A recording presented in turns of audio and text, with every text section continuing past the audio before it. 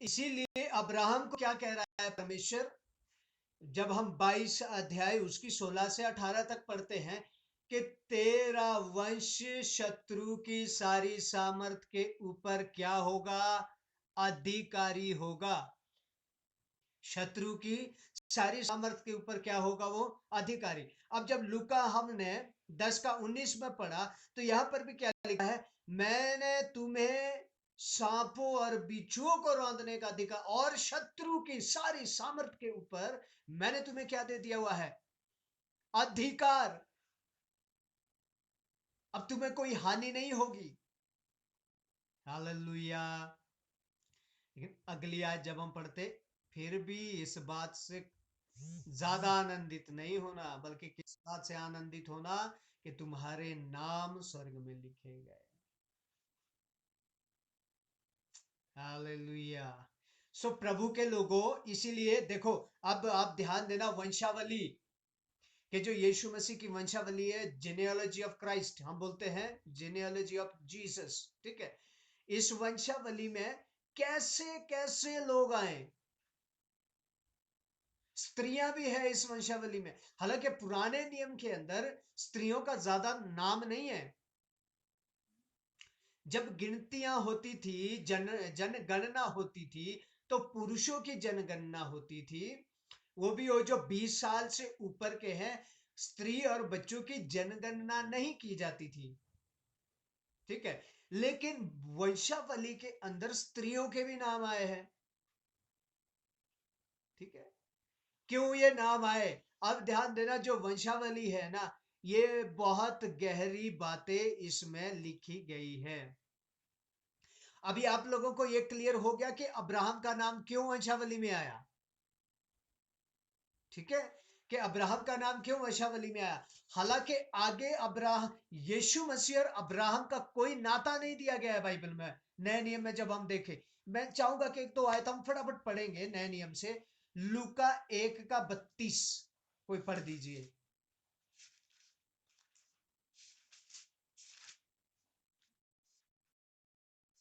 वह महान होगा और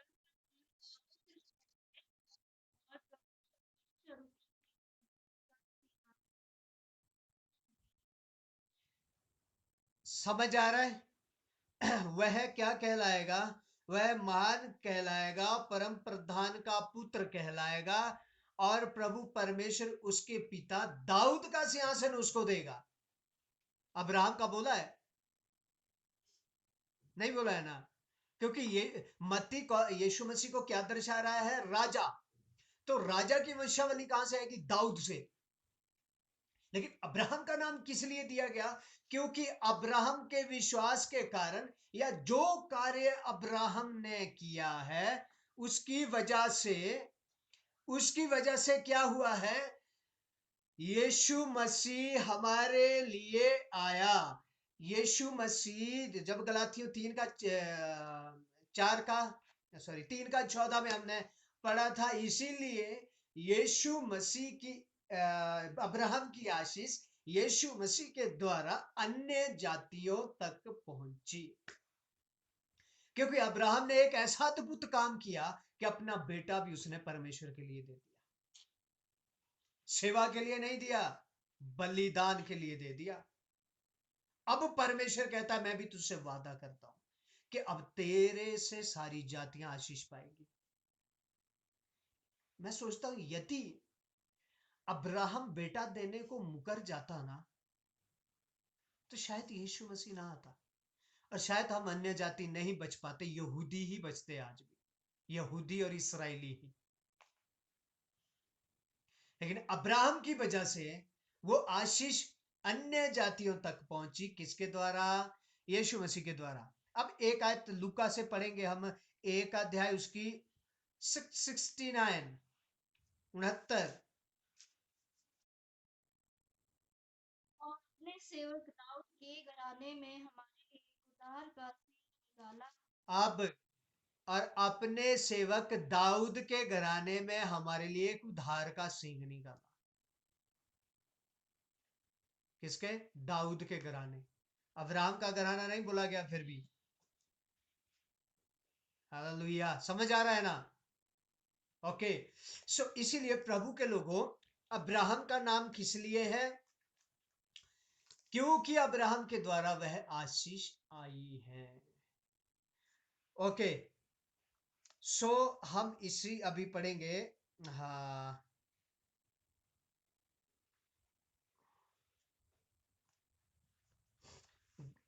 गलातियों, गलातियों उसका 3 अध्याय उसकी 16 आयत पढ़ दीजिए। निदान इब्राहिम को और उसके वंश को दी गई। वह यह नहीं कहता कि वंशों को, जैसे बहुतों के विषय में कहा, पर जैसे एक के विषय में कि तेरे वंश को, और वह मसीह है। वह मसीह है। देखिए, अब यह बात आ रही है, अब यीशु की बात जुड़ रही है अब्राहम से, लेकिन वो भी राजगद्दी से नहीं है बल्कि आशीष से है। अब मैं चाहूंगा मत्ती रचित सुसमाचार 1 अध्याय उसकी 2 आयत पढ़ दीजिए। इब्राहिम से इसहाक हुआ, इसहाक से याकूब उत्पन्न हुआ, बस बस और बस, अब वंशावली में किसका नाम आ रहा है इब्राहिम के बाद? इसहाक। अब्राहम से कौन उत्पन्न हुआ? इसहाक। ध्यान दे प्रभु के लोगों, अब जिन जिन के यहाँ नाम आ रहे हैं ना, हम सीखेंगे, और आप लोग ध्यान से सीखो। प्रभु से प्रार्थना करो कि परमेश्वर हम सीख सके, ठीक है? अब्राहम से कौन उत्पन्न हुआ? दाऊद, सॉरी माफ कीजिए, इसहाक। अब्राहम से कौन उत्पन्न हुआ? इसहाक उत्पन्न हुआ। अब दूसरा नाम किसका आ रहा है? इसहाक का। हालेलुया। अब देखिए, अब इसमें क्या है, फिर से गलातियों 3 का 16 फिर से पढ़ दो। निदान प्रतिज्ञा इब्राहिम को और उसके वंश को दी गई। वह यह नहीं कहता कि वंशों को, हाँ, वह यह नहीं कहता कि वंशों को, बल्कि उसके वंश को प्रतिज्ञा दी। आगे पढ़िए। जैसे बहुतों के विषय में कहा, पर जैसे एक के विषय में कि तेरे वंश को, और वह मसीह है। हाँ, तेरे वंश को दी गई।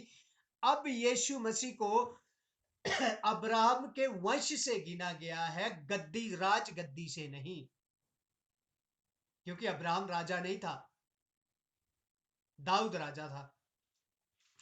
और यीशु मसीह, पहले कहा ना कि तेरे वंश के द्वारा सारी जातियां क्या पाएगी? आशीष पाएगी ना। समझ आ रहा है ना आप लोगों को? कोई दिक्कत तो नहीं हो रही? ओके, यदि कोई दिक्कत हो तो आप बीच में बोल सकते हैं, मैं दोबारा से समझाऊंगा, लेकिन समझना अच्छे से।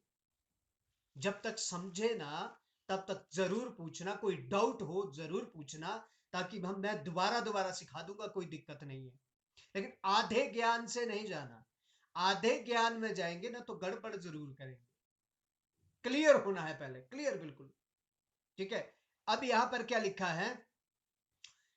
तेरे वंश को कही थी मैंने, वंशों को नहीं। और यीशु मसीह तेरा वंश है। यीशु मसीह को किसके वंश में गिना गया? अब्राहम के वंश में, क्योंकि वादा किससे हुआ था?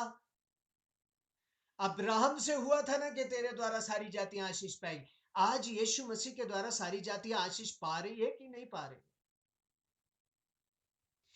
अब व्यवस्था का मैं थोड़ा सा रूल आप लोगों को बता देता हूं, बहुत सारे लोगों को पता है, मैंने बताया है। व्यवस्था का एक रूल है कि व्यवस्था के समय में जो पहला बेटा होता था पुराने नियम में, उसको पहलोठा कहा जाता था। और उस पहलोठे को किसके लिए समर्पित किया जाता था? परमेश्वर के लिए। और अब परमेश्वर इस्तेमाल किसको करता था? पहलोठों को। किसको इस्तेमाल करता था? पहलोठों को इस्तेमाल करता था। अब जो पहलोठे का अधिकार है वो मैं आपको थोड़ा बता दूं।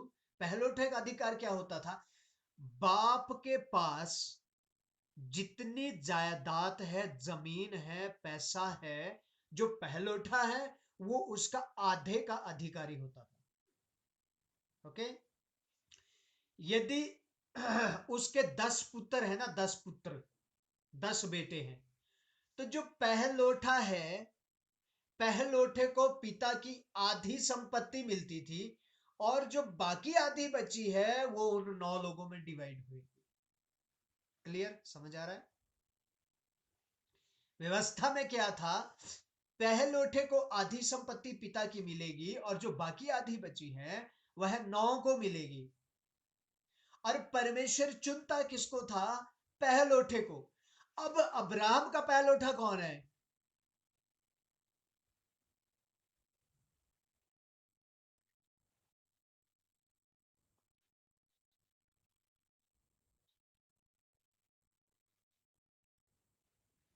ओके, यदि हम इंसानी रूप में देखें तो पहलोठा मालूम कौन था? इश्माइल। पहला बेटा वो था ना अब्राहम का, राइट? और इसहाक कौन सा था? दूसरा। लेकिन इन दोनों में फर्क क्या है? मेरे साथ निकालिए रोमियो 9 अध्याय, उसकी 6 आयत।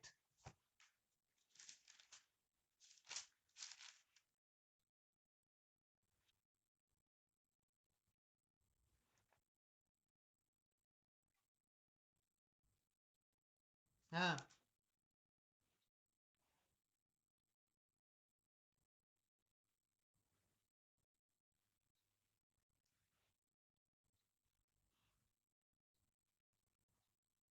हम्म।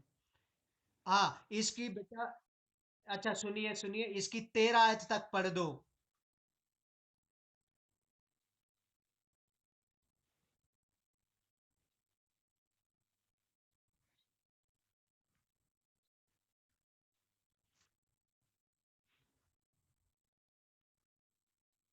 हम्म।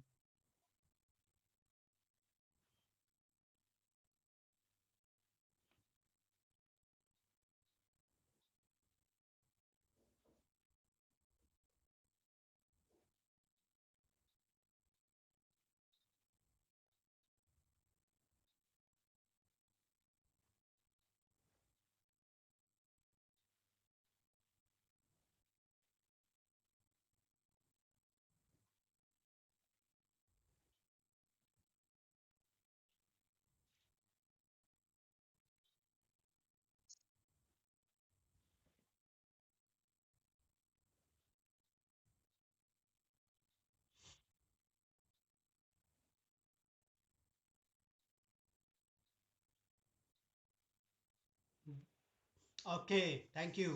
हालेलुया, प्रभु धन्यवाद हो। अभी यहां देखो, नंबर 1, जब शुरू शुरू से हमने 6 में पढ़ा, 9 का 6 से, कि परंतु परमेश्वर नहीं, कि परमेश्वर का वचन टल गया, इसीलिए कि जो इसराइल के वंश से है सब इसराइली नहीं है। ध्यान देना, अभी ध्यान देना इस वचन में। और ना इब्राहिम के वंश के होने के कारण सब उसकी संतान ठहरे, परंतु लिखा है इसहाक ही से तेरा वंश कहलाएगा। राइट? मतलब क्या कहता है? सब अब्राहम से पैदा होने से अब्राहम की संतान नहीं है, बल्कि जिसके साथ परमेश्वर की प्रतिज्ञा है वो ही अब्राहम की संतान ठहरेगी। और शरीर की संतान आत्मा की संतान नहीं हो सकती। शरीर की संतान, आगे क्या लिखा है ना इसमें, अर्थात 8 आयत में, शरीर की संतान परमेश्वर की संतान नहीं, परंतु प्रतिज्ञा की संतान वंश गिने जाते हैं। इश्माइल किसकी संतान थी? शरीर की संतान। परमेश्वर ने इश्माइल को देने के लिए नहीं कहा था। परमेश्वर ने कहा था तेरी जो पत्नी है सारा से पुत्र होगा। लेकिन सारा ने बोल दिया पता नहीं, अब होगा नहीं होगा, तू क्या कर ले, हाजिरा से ही बेटा पैदा कर ले, नहीं तो तेरा वंश खत्म हो जाएगा। अब परमेश्वर ने क्या कहा? अब्राहम, जो ये शरीर की संतान है ना, इसे बाहर निकाल यहां से। शरीर की संतान तेरे घर में नहीं रहेगी, क्योंकि शरीर की संतान क्या करती है? इश्माइल मालूम क्या करता था? इसहाक को उंगली करता रहता था। उंगली जानते हैं ना?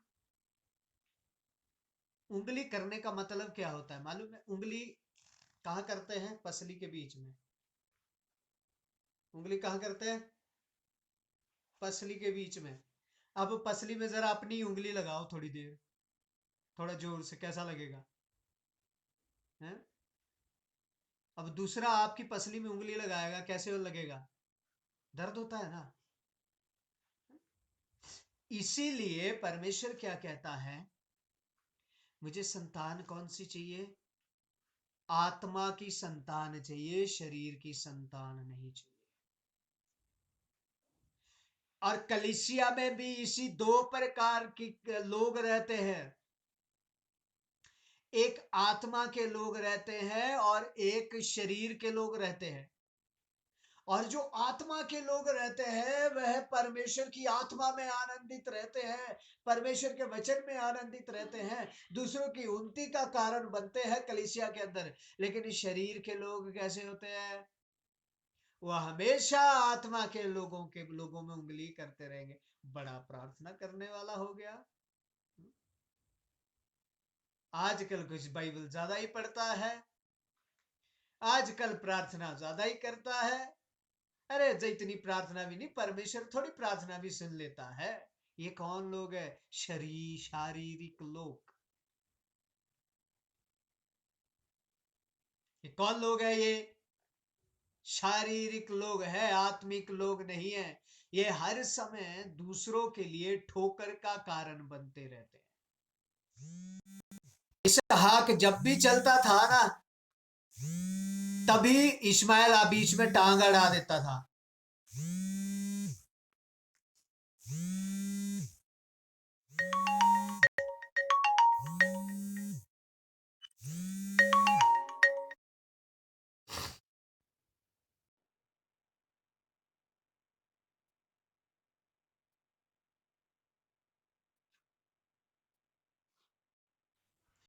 ओके, माफ करें, या बीच में ये फोन आ गया था।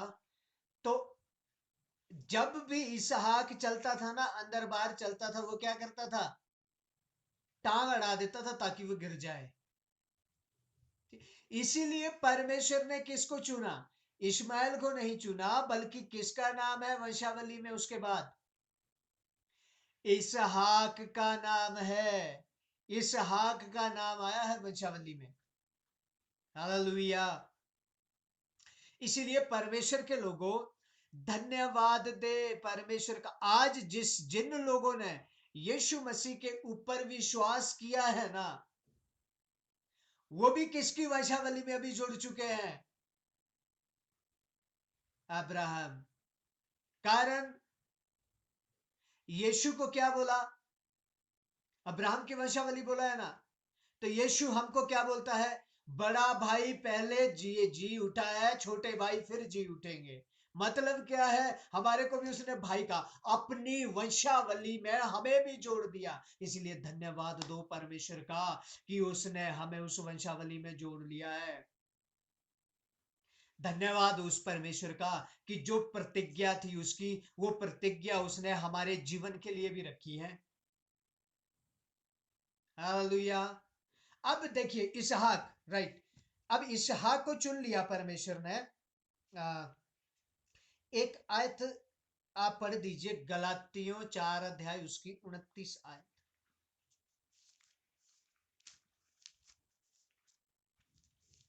और जैसा उस समय शरीर के अनुसार जन्मा हुआ आत्मा के अनुसार जन्मे हुए को सताता था, हाँ, वैसा ही अब भी होता है। समझ आ रहा है?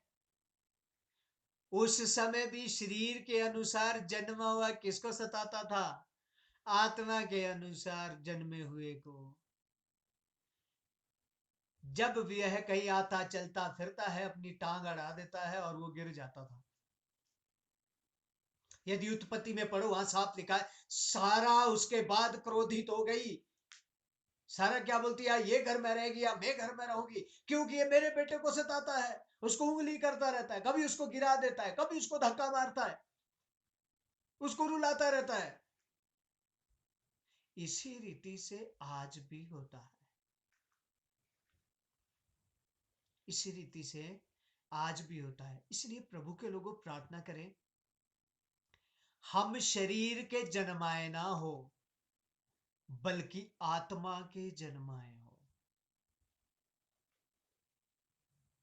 आत्मा में हम नया जन्म प्राप्त करें। ये विषय खत्म होने के बाद हम नया जन्म के बारे में विषय लेंगे। नया जन्म क्या है? इसीलिए हम शरीर के जन्माए ना हो, शरीर की अभिलाषाओं में फंसे हुए ना हो, बल्कि आत्मा के जन्माए हो। हालेलुया। इसीलिए प्रभु के लोगों, आइए हम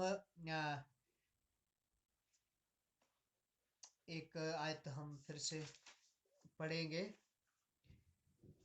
हम उत्पत्ति में 2 मिनट के लिए जाएंगे। उत्पत्ति की किताब और उसका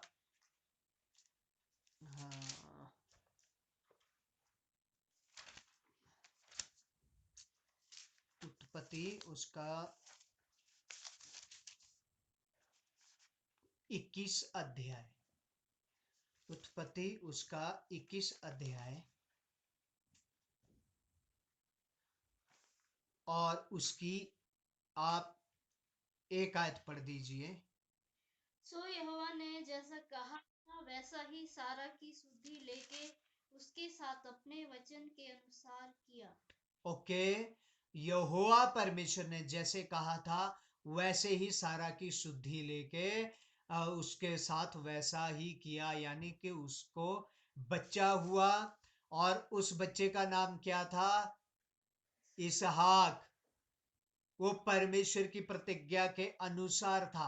अब 24 अध्याय उत्पत्ति आप खोलिए और उसकी भी आप एक आयत और 2 आयत पढ़ दीजिए। इब्राहिम वृद्ध था और उसकी आयु बहुत थी और यहोवा ने सब बातों में उसको आशीष दी थी। सो इब्राहिम ने अपने उस दास से जो उसके घर में पुरनिया और उसकी सारी संपत्ति पर अधिकारी था कहा, अपना हाथ मेरी जांघ के नीचे रख। हाँ। और मुझसे आकाश और पृथ्वी के परमेश्वर यहोवा की इस विषय में शपथ खा कि तू मेरे पुत्र के लिए कनानियों की लड़कियों में से जिनके बीच में रहता हूँ किसी को ना ले आएगा। हाँ, आगे। परंतु तू मेरे देश में मेरे ही कुटुंबियों के पास जाकर मेरे पुत्र इसहाक के लिए एक पत्नी ले आएगा। ओके, अब देखिए इसहाक का चुनाव। अभी यहाँ पर क्या हो रहा है? इसहाक का विवाह। क्या हो रहा है? इसहाक का विवाह। अब अब्राहम क्या हो गया है? बूढ़ा। वो चल फिर नहीं सकता। ठीक है, क्या हो गया है? ये बूढ़ा हो गया है, चल फिर नहीं सकता। अब उसके घर में एक नौकर है। उस नौकर का नाम क्या है? एलियाजर। वो उसका वफादार नौकर है, एलियाजर। अब पत्नी किसके लिए चाहिए? इसहाक के लिए। ठीक है, इसहाक के लिए। अब्राहम को एक बहू चाहिए। अब बहू को लेने के लिए किसको भेज रहा है? नौकर को। किसको भेज रहा है? नौकर को भेज रहा है। और क्या बोलता है? मुझसे शपथ खा कि इस कनान देश में जहां हम रहते यहां से तू बहू नहीं ले आएगा मेरे लिए, बल्कि मेरे कुटुंबियों के बीच में जा, क्योंकि कनानी लोग अन्य जाति लोग हैं। मैं ऊर देश से आया हूं, तू ऊर देश जा और वहीं से मेरे लिए बहू लेके आना। आगे पढ़िए इसको। परंतु तू मेरे हाँ, देश में कुटुंबियों के पास 5 है। जाकर हाँ, मेरे पुत्र इसहाक के लिए एक पत्नी ले आएगा। हाँ, दास ने उससे कहा, कदाचित वह स्त्री इस देश में मेरे साथ आना ना चाहे तो हाँ, क्या मुझे तेरे पुत्र को उस देश में जहां से तू आया है ले जाना पड़ेगा? आगे। हाँ, इब्राहिम ने उससे कहा, चौकस रहे, मेरे पुत्र को वहां कभी ना ले जाना। हाँ, स्वर्ग का परमेश्वर यहोवा जिसने मुझे मेरे पिता के घराने से और मेरी जन्मभूमि से ले आकर मुझसे शपथ खाकर कहा कि मैं यह तेरे देश तेरे वंश को दूंगा, वही अपना दूत तेरे आगे आगे भेजेगा कि तू मेरे पुत्र के लिए वहां से एक स्त्री लाए। हालेलुया। तेरे साथ कौन जाएगा? मेरा परमेश्वर। इसहाक को तू वहां लेके नहीं जाएगा, बल्कि तेरे साथ कौन जाएगा? मेरा परमेश्वर। क्योंकि अब्राहम को विश्वास है कि मेरा परमेश्वर कभी भी किसी उल्टे फुल्टे आदमी को मेरे परिवार में नहीं जोड़ेगा। हालेलुया। प्रभु के लोगों, आज हमारा जो ये समय है यही खत्म हो गया है। कल हम यहाँ से आगे कंटिन्यू जाएंगे, और मैं चाहूंगा आप लोग प्रार्थना करते रहिए कि परमेश्वर मदद करे।